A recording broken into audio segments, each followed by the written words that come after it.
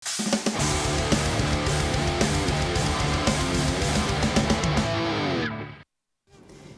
tayak ti ayam inyam ammo ti lokal a gobyerno ti Pangasinan ti grupo a binukal dagiti umili a nalaing iti basketball para iti National Basketball League Pilipinas Governors Cup Season 6. Ada detalye ni Bridget Marcasi Pangosfian. Ating homegrown team o kupunan na lalaro po, makikilahok at makikipagbakbakan upang matin natin ang championship dito sa National Basketball League. Formal ngayam ammo ti provincial government ti Pangasinan Asinderos. Wenno ti opisyal a bunggoy ti probinsya para iti National Basketball League Pilipinas Governors Cup Season 2026.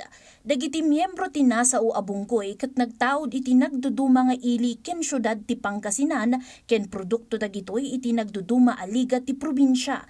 Pakairamanan ti naglabas a Governors Cup Intertown Basketball Tournament.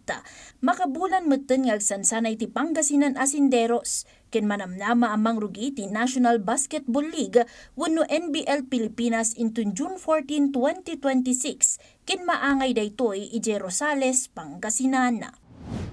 Sila po ay siyempre ang mga magagaling na mga players ng kanila pong barangay o ng bayan. No? Napakaganda po nito kasi ito po ay isang pro league, but at the same time is giving importance to the province. No? Kagidan iti dayta na ipanamnama ti panakay paay yundas a suporta iti nasa o abunggoy ken iti liga. Kas pamanatnag iti seryoso a panangtutok ti provincial government ti Pangasinan iti sports development ti probinsya. Sigon iti gobernador, karaman karigiti na ilatang nga sports initiatives iti Pangasinan iti agdama ket ti Governors Cup Volleyball League para kadagiti lokal a volleyball players nga agtarigagay a makaserve kadagiti dadakkel a liga. Tour of Pangasinan may sa a one-day cycling event ken dadumapay kas iti pickleball ken soccer interclub tournaments.